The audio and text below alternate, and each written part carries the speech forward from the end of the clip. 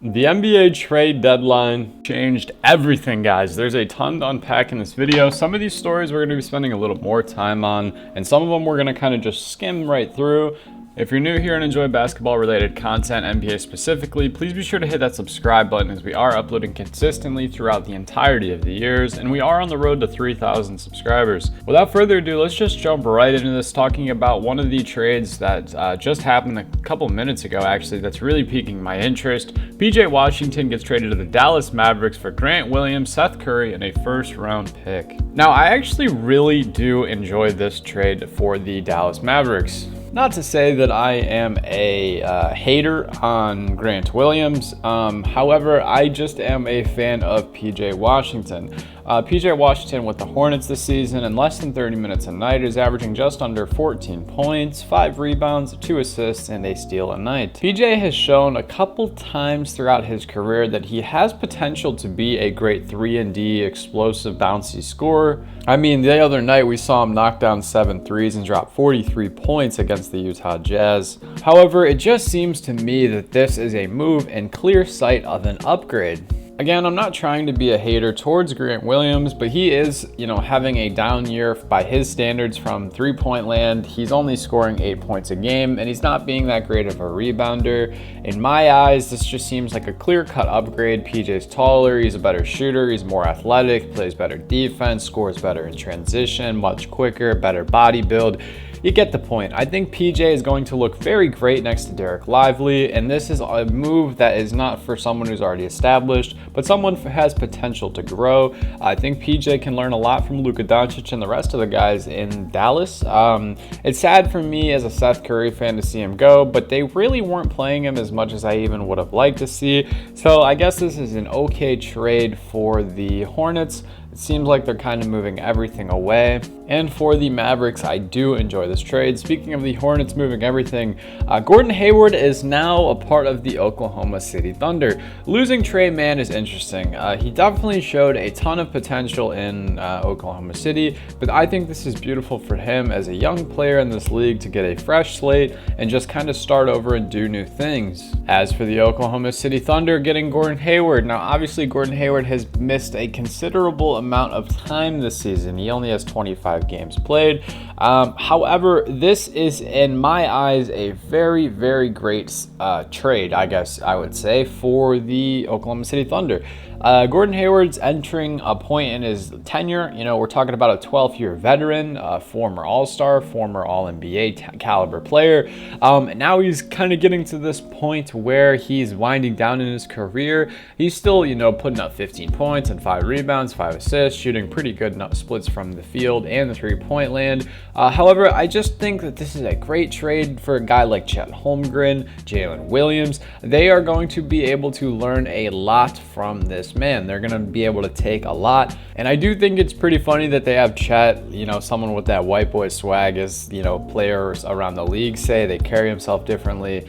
And then they get someone like Gordan Hayward. The only thing that's a little bit concerning about this trade for me personally, from the outsider looking in, is dating back to 2018. Gordan Hayward, his highest played games in a season has been 52, and that was 2019.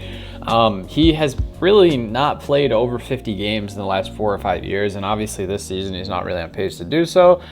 So I don't think this really moves the needle per se, and it's like this trade happens and you think, wow, they're instantly contenders. But I think for the bench, for the culture, for the locker room, I think this is an excellent trade for the Oklahoma City Thunder. Again, though, it is sad to see Trey Mann go. Now another trade. This man has been living in my titles, my thumbnails, my trade rumor videos for the last 2 years. Bojan Bogdanović is a New York Knick, along with the reunion of Alec Burks. Now, personally, I am a big fan of this. I think it makes a lot of sense for the New York Knicks to go and get a guy who is a capable 20-point per game scorer, an efficient three-point shooter, very, very clutch player, has been great for the majority of his career. He had a great stint in Utah. I have really fond memories of watching him play. One of the biggest memories I have is the buzzer beater he had against the Rockets when he was in Utah. Bojan Bogdanović, hell of a move here. Alec Burks is a great bucket getter off the bench, and I think this is really great for the Knicks because guys like Josh Hart, he's already tweeting out, joking about it. He's going to have to play less minutes. The roster gets a little more deep. Thibs can maybe experiment with some, roster changes come the second half of the season. I think this is a excellent trade. As for the Pistons side of things, they get Quentin Grimes, Malachi Flynn, and Evan Fournier. I think Quentin Grimes is obviously the big, money-making move. Great defensive guard, good three-point shooter, very, just a ton of potential. Not sure where he fits in Detroit. They obviously have Jaden Ivey. They have Cade Cunningham, Killian Hayes.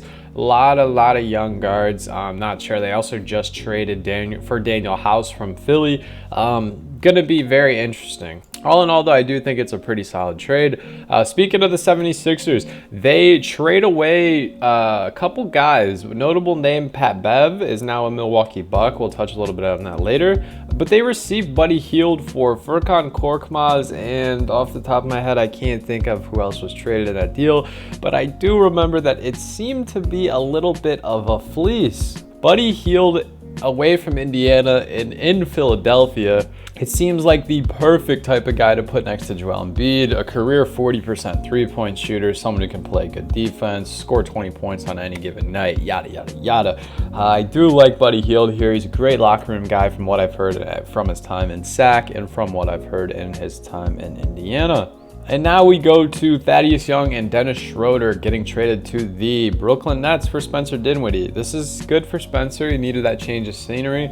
And for the Nets, again, this doesn't really move the needle, but Dennis and Thad are both very great guys that any championship contending team would love to have.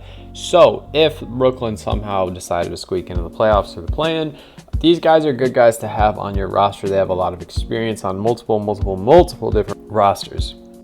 So all in all, I think, comparing it to the last couple of years, this wasn't the craziest NBA trade deadline. I think we all thought we would see moves like, DeMar DeRozan, DeJounte Murray, maybe even Zach LaVine. However, that's not to say that this was a bad one. I do think that this helps these contending teams like the Mavericks, like the Oklahoma City Thunder, like the New York Knicks. I think it really does help them, because what we've learned in the last couple of years is that having a good supporting cast, having role players, having guys that can step up on any given night, the Bruce Browns, the Christian Brauns, the Caleb Martins, the Max Struses, the Duncan Robinsons, and now we're talking, the Bojan Bogdanović, the Buddy Hields, the PJ Washingtons. I think these are all very solid moves, and honestly, I think it's been great. But what do you guys think? And let me know in the comments below your opinions, your favorite trade, a trade that you think was overpaid. I didn't really touch on the Pat Bev trade. I know I said I was going to. I think it's great that the Bucks get a great defender. I didn't talk much about the Kelly Olynyk trade, the Doug McDermott trade. They just didn't really move the needle as much as the rest of them. If you guys made it this far, I appreciate your support as always. I hope you all have a great rest of your day. Stay happy, healthy, and blessed. And let me know again in the comments below your favorite move at this deadline. Peace.